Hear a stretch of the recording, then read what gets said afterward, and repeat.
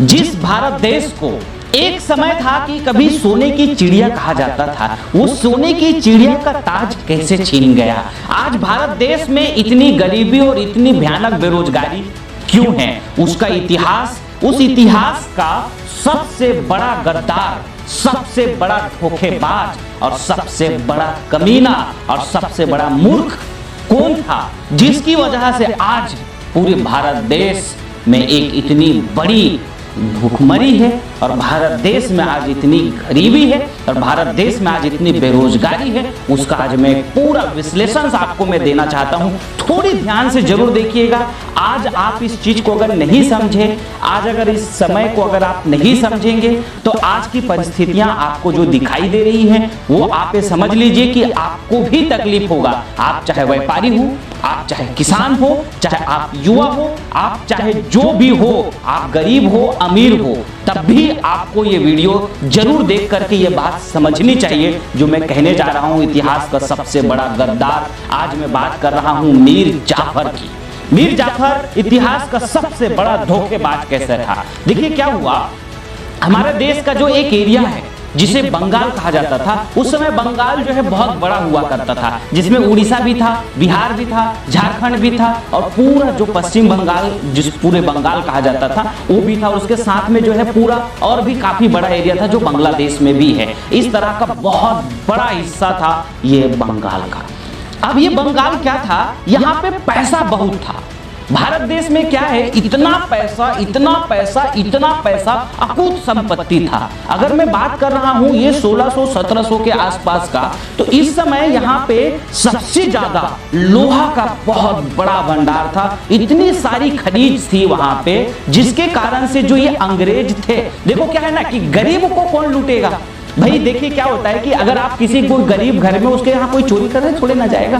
चोरी तो उसके यहाँ होती है जिसके पास में भयानक पैसा हो, अकूत संपत्ति हो, और जिसको पता चले तो उसके यहाँ तो डाका डाला जाता है। तो ये जो अंग्रेज आए थे ये बेईमान भूखमंगे लोग थे और हमारे इस देश को इस तरह से लूटने आए थे कि इतनी बड़ी लूट किया है कि मैंने पहले वीडियो में भी 300 लाख करोड़ लूट के बारे में जो पूरा बताया था कि ये 300 लाख करोड़ लूट के ले गए थे। 45 ट्रिलियन डॉलर, कोई मजाक थोड़े इतना बड़ा लूट। और आज वही मीर जाफर की मैं आज आपको पूरी बात बता रहा हूं। ये मीर जाफर क्या है, एक सेनापति था। बंगाल का जो नवाब था सिराजुद्दौला, सिराजुद्दौला बड़ा बुद्धिमान आदमी था।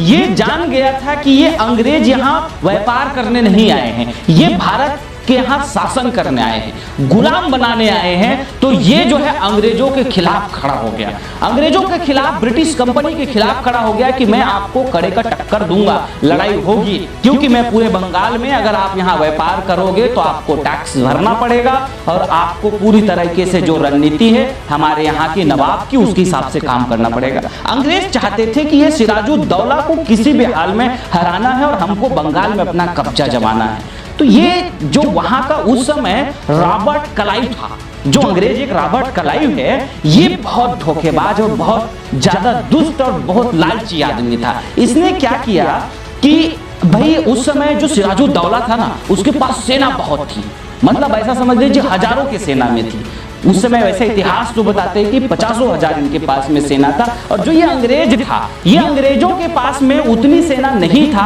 इनसे लड़ाई लड़ सके। तो ये क्या किए कि ये बेईमान चालाकी करने लगे, चालाकी करने लगे। ये अपने 2-3 आदमी भेजे और वहां पता लगाओ कि ऐसा कोई आदमी है क्या जिसको अगर हम अपने बस में कर लें तो हम उस युद्ध को बिना युद्ध किए ही जीत जाए।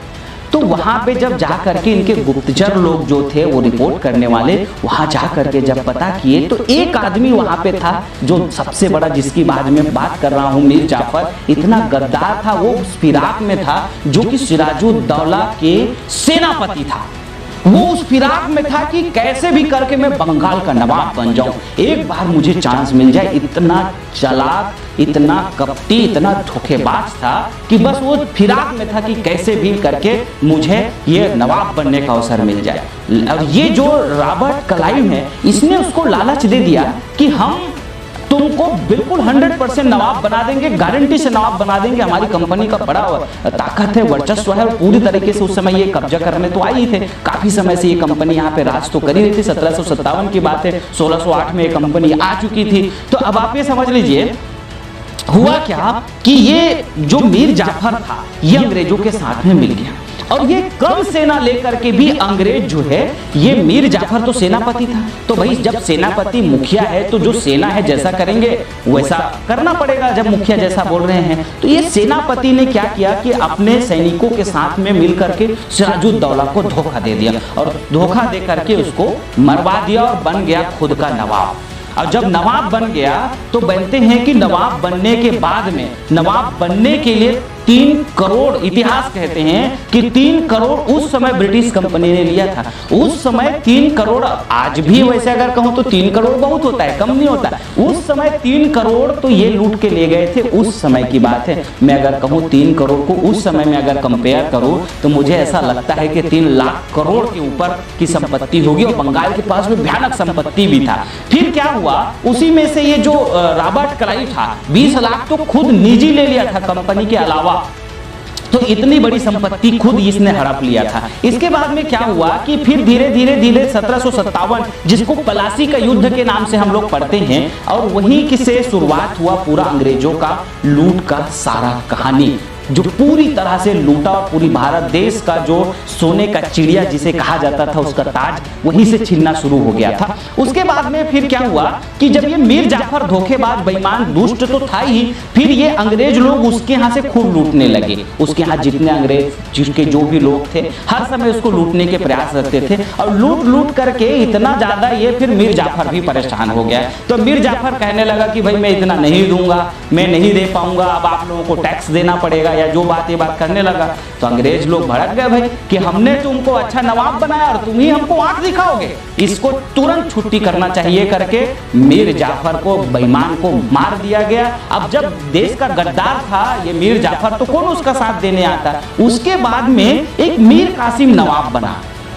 जो मीर कासिम था ये आदमी बहुत अच्छा था, ये आदमी बन तो गया, इसको समझ में आया कि यार ये अंग्रेज जब नवाब बना तो ताकत आ गया उसके पास में, क्योंकि पद में आ गया, रुतबा आ गया। इसने सोचा कि ये अंग्रेजों को, तो ये बेईमान तो पूरा भारत देश को लूट डालेंगे। तो उसने क्या किया, सीधा अंग्रेजों को बोला कि भाई देखो, हमने बंगाल पे आपको कुछ समय के लिए दिया था, आपने व्यापार कर लिया, ठीक बात है, अब आगे अगर आपको व्यापार करना है तो आप जो व्यापार करेंगे उसमें आपको भी टैक्स देना पड़ेगा। इन लोगों का, अंग्रेजों का दिमाग खराब हो गया, नहीं आप ऐसा नहीं कर सकते, हमने आपको नवाब बनाया इसीलिए आप ऐसा नहीं कर सकते हो। तो फिर क्या हुआ कि मीर कासिम ने कहा कि भाई देखो, फिर अगर ऐसा नहीं करोगे तो मैं अपनी एसेट से, मैं अपने पैसे से व्यापार अपने खुद का चलाऊंगा, और जो मेरा भारतीय व्यापारी है, जो यहाँ के व्यापारी है, उनसे भी मैं टैक्स नहीं लूंगा। तो अंग्रेज उसमें भी भड़क गए कि भाई आप अपने व्यापारियों से टैक्स नहीं लोगे तो फिर जो ये जो इंडियन व्यापार है ये तो हमसे ज्यादा कंपटीशन में आ जाएंगे, तो फिर आपको उससे टैक्स लेना ही पड़ेगा।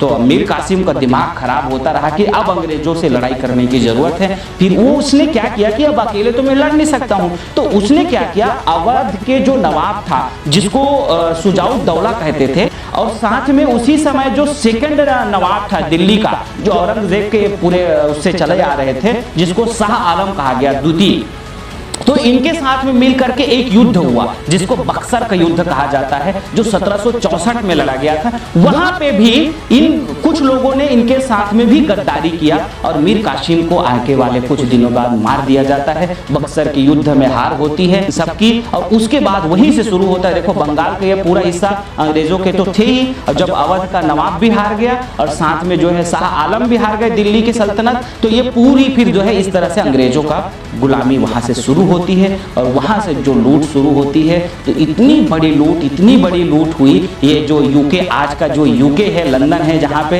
ये समझ लीजिए ये ब्रिटिश कंपनी ने इतना लूटा कि पूरे देश की संपत्ति वहां चली गई। और आज यूके का जो पाउंड है वो आपको पता है आपसे कितना आगे है। आप जब 95 रुपया आप देंगे ना तो वो 1 पाउंड देंगे, इतना आगे है आज यूके, इतना देश वो आगे। और आप कहाँ खड़े हो पता है आपको? आप देख रहे हो अपने यहाँ की बेरोजगारी का आलम, आप देख रहे हो कि कितने यहाँ गरीबी है। और आज अब मैं बात करता हूँ वर्तमान की। ये तो मीर जाफर इतिहास हो गया, सबसे बड़ा गद्दार, और आज उन्हीं की औलाद इस देश में बहुत सारे आ गए, मीर जाफर के, और उसी के जो अंग्रेजों के तलवे चाटने वाले बहुत सारे लोग आ गए, जिनकी वजह से भारत देश की परिस्थितियां पूरी बिगड़ती चली गई थी। और साथ साथ में आज से अगर मैं अब कंपेयर करूं तो एक कंपनी उस समय इतना लूट के ले गई थी, और आज इसी भारत में आज भी अगर भारत संभल जाता ना, आज भी अगर कुछ सालों तक अगर हमने अगर सावधानी रखा और काम किया, तो हम भारत को एक नई ताकत बना सकते हैं।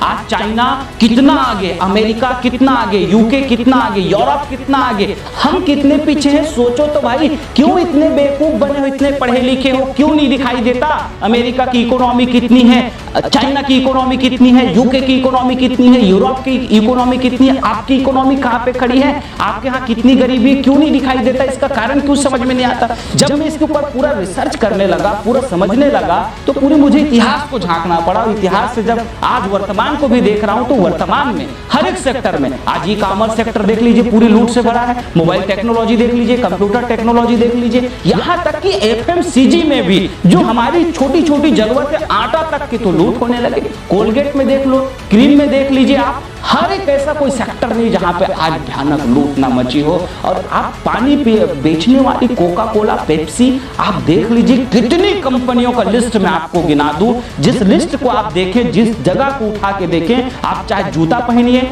चाहे आप कपड़ा पहनिए, चाहे आप मोबाइल चलाइए, चाहे आप सिम चलाइए, वोडाफोन ये भी तो विदेशी कंपनी है ना। आप देख लो, मैं हैरान हो गया कि ये विदेशी कंपनी यहाँ के जितने ई कॉमर्स में फ्लिपकार्ट को खरीद लिया, जबंग को खरीद लिया, मिंत्रा को खरीद लिया, अभी मैंने सुना कि हॉटस्टार को भी खरीद लिया। हॉटस्टार मनोरंजन सेक्टर में अपने आप में बहुत आगे थे, और हैरान मैं तब हो गया जब एक न्यूज आ रही है कि भारत देश की टेलीकॉम इंडस्ट्री में जियो का भी कुछ शेयर फेसबुक खरीदने वाला है। ये आज तक की न्यूज चैनल्स में मैंने इसका रिपोर्ट देखा, मेरा तो होश पैतरा उड़ गए कि अब बचा क्या। भारत देश का सारा इंडस्ट्री में तो सबसे बड़े प्लेयर के रूप में यही है, और उसके बाद में आज बचे ही कुछ नहीं। तो कंगाली इस देश की कैसे आएगी, कब बनेगी 3 ट्रिलियन की इकोनॉमी? आज हम 3 ट्रिलियन की इकोनॉमी नहीं है। चाइना की इकोनॉमी आप देख लीजिए 14 ट्रिलियन, अमेरिका 20 ट्रिलियन का पूरा सारा व्यापार उनके हाथ में है। क्या फास्ट फूड के चैन देख लीजिए, बहुत अलग अलग वीडियोस में मैंने बताने की आप सबको जगाने की कोशिश कर रहा हूं। क्यों नहीं जागते, क्यों नहीं समझते, क्यों इस बात की आज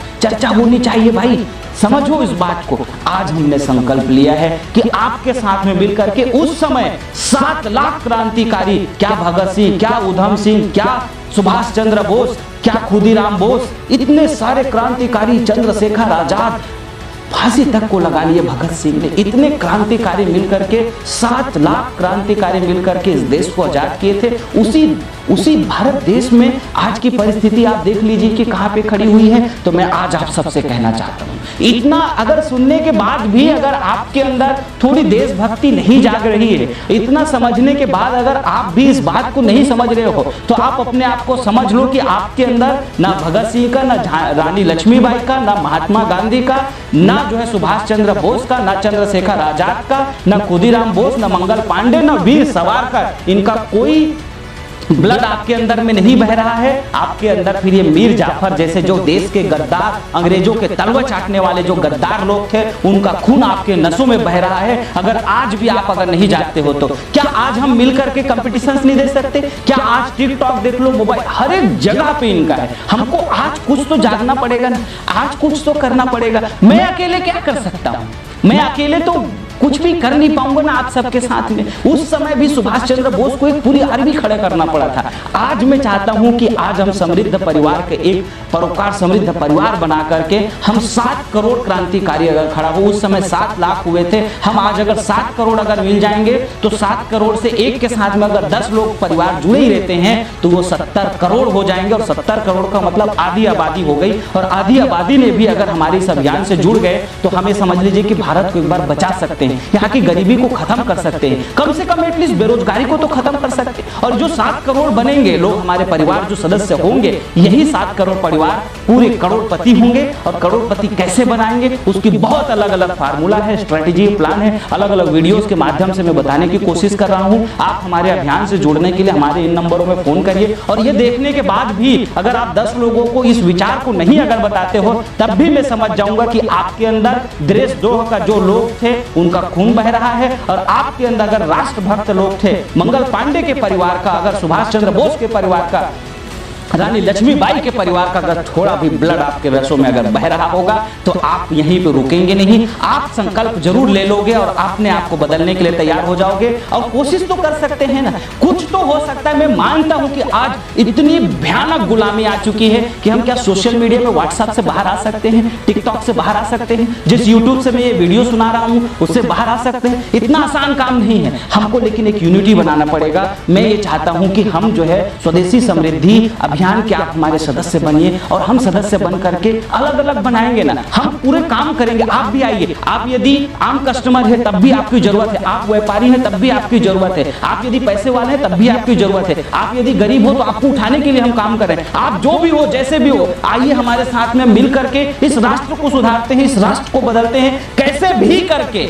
हमको एक बार इस क्रांति की शुरुआत करनी ही पड़ेगी अगर अपने आप को बदलना है। आप यदि अपने आप को चाहते हो कि इस राष्ट्र के लिए कुछ तो होनी चाहिए, आपको खड़ा होना पड़ेगा, खड़ा होना चाहिए, खड़ा होना पड़ेगा। अगर नहीं आज होगे तो आप ये समझ लो कि आपकी पीढ़ी गुलाम, अभी भी हम गुलाम हैं। आज भी social media, e commerce, FMCG, क्या चीज की मैं बात करूं जहां पे आज हम गुलाम नहीं हैं, जहां से हम बाहर आ सके, जहां पे हम इनको टक्कर दे सके। Lux life by fair and lovely, इनको टक्कर देना आसान काम है क्या? इतनी भयानक है ये चीजें कि जिससे बहुत मुश्किल काम है। हम इस दिशा में बहुत अलग अलग तरीके से काम कर रहे हैं। स्वदेशी समृद्धि, पूरी देश की सारी कंपनी को एक होना पड़ेगा, देश के छोटे छोटे मैन्युफैक्चरर सबको एक होना पड़ेगा। हम अलग अलग तरीके से इसको काम करने की कोशिश करेंगे। मैं आप सबका स्वागत करता हूं, आप सब आइए। आप चाहे तो हमारे नंबरों में फोन करके बात कीजिए, और नहीं तो आप जो है हर संडे को मिल सकते हैं। रायपुर छत्तीसगढ़ असंग आश्रम सोनपैरी में मैं मिलूंगा। आइए, मिलिए, जुड़ते हैं, मिल करके इस राष्ट्र के सेवा करते हैं।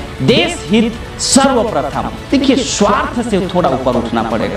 भगत सिंह की मैंने पिछले वीडियो में बताया था कि एक परिवार के लिए जो है उसने कभी भी रुका नहीं, पूरा देश को परिवार माना। और अगर आप एक परिवार में फंसे हुए हो, आप कभी भी इस देश के लिए अगर नहीं समझते हो, तो मुझे ऐसा लगता है कि आपकी ये सबसे बड़ी बेवकूफ़ी है, सबसे बड़ी ये नादानी है। आपको जागना पड़ेगा। ये वीडियो देखने के बाद भी अगर आप नहीं जागोगे तो मुझे ऐसा लगता है कि फिर मैं कुछ भी नहीं आपको बता सकता। आप खुद समझ सकते हो कि आप कहां से आ रहे हो, किस जगह से आप बिलोंग कर रहे हो। आपको जागना चाहिए। आप सबका बहुत बहुत धन्यवाद। मैं आप सबका इंतजार करता हूं कि आइए हम इस राष्ट्र के निर्माण में एक कदम जरूर बढ़ाएं। आप सबका बहुत बहुत धन्यवाद।